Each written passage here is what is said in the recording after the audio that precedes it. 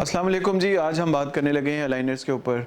बड़ा important topic है because बहुत से अब ट्रीटमेंट जो हैं वो अलाइनर बेस्ड हो रहे हैं। अलाइनर्स क्या है वो हमारी आप दूसरी वीडियोस में देख सकते हैं और हमारा लिंक भी इसके अंदर शो करेगा। अलाइनर्स आज हम जो टॉपिक डिस्कस करने लगे हैं वो है क्या अलाइनर्स बच्चों के लिए मुफीद है, क्या अलाइनर से बच्चों का ट्रीटमेंट किया जा सकता है। So the answer is yes, but there are troubles and there are issues and there are things which should be looked at before doing aligners treatment।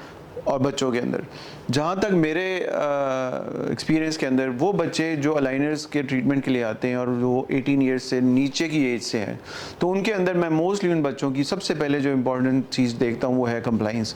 Compliance क्या होती है, यानी वो बच्चा क्या वो इस रिस्पॉन्सिबिलिटी को लेने के लिए तैयार है। अगर वो बच्चा रिस्पॉन्सिबिलिटी लेने को तैयार है तो फिर ही उस बच्चे को मैं अलाइनर्स का मशवरा या उसके पेरेंट्स को, क्योंकि वो बच्चा अंडर 18 है, पेरेंट्स उसके जो हैं वो साथ होते हैं, तो फिर मैं उसको उनके बच्चों के पेरेंट्स को वो मशवरा देता हूँ कि वो अलाइनर्स का ट्रीटमेंट करवा लें। क्योंकि आजकल बहुत से लोगों को लगता है कि ब्रेसेस बुरी लगती हैं, तारें बुरी लगती हैं, चुभती हैं, मगर जहाँ तक बच्चों की कंप्लाइंस का जो सबसे बड़ा इंपॉर्टेंट पॉइंट है वो है कंप्लाइंस।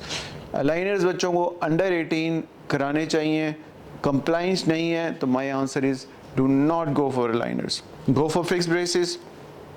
क्योंकि जो टीन एज बच्चे हैं उन्होंने अपने अलाइनर्स पहनने नहीं है, उन्होंने उतार देने हैं, उनको मंचिंग की आदत होती है। तो यानी जो आपका डेंटिस्ट है, जैसे मैं हूँ या आपका जो कोई प्रोफेशनल जो डॉक्टर जो आपको डेंटिस्ट ट्रीट कर रहा है, वो आपके साथ बिल्कुल एक ऐसे ही रिलेशनशिप में रहेगा कि वो कह रहा होगा कि बच्चा अलाइनर नहीं पहन रहा, उसको नेक्स्ट अलाइनर इसलिए फिट नहीं आ रहा, उसकी कंप्लाइंस नहीं है, तो फिर आपके और डेंटिस्ट के दरमियान एक वॉर चलती रहेगी। सो मेरी एडवाइस, सबसे इंपॉर्टेंट पॉइंट, नंबर 1 पॉइंट ये है, अगर आपका बच्चा कंप्लाइंट नहीं है और आपका डेंटिस्ट ये समझता है कि उसको अलाइनर्स नहीं देने चाहिए, तो फिर उसको अलाइनर्स का ट्रीटमेंट नहीं करें, ब्रेसेस की तरफ जाएं। Braces is a good option because braces उतरते नहीं है, बच्चे की कंप्लाइंस में कोई इशू नहीं आता। डेंटिस्ट ने उसको हर 3 वीक्स बाद देखना है, डेंटिस्ट को पता चलता रहेगा कि बच्चे की कैसा कैसा ट्रीटमेंट चल रहा है। So first and the last and very important point is that your child must be complaint.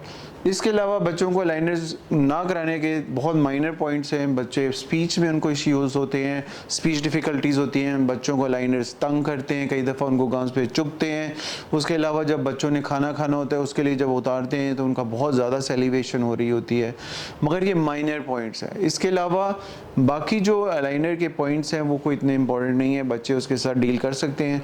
लेकिन जैसा कि मैंने आपको वीडियो के स्टार्ट में बताया, compliance is the main issue. अगर आपने बच्चों को अलाइनर्स कराने हैं, अगर वो कंप्लाइंट नहीं है तो I would not recommend aligners. इसके अलावा aligner is a very good option as the time passes, with time in future के टाइम के अंदर aligner will be the only option in future, because ये इतनी फास्टली और इफ़ेक्टिवली ये काम कर रहे हैं कि किसी के पास भी दुनिया में फ्यूचर के अंदर टाइम नहीं होगा कि डेंटिस्ट के पास जाके हर 3 वीक्स बाद अपना एक टाइम स्पेंड करे और अपना टाइम वेस्ट करे।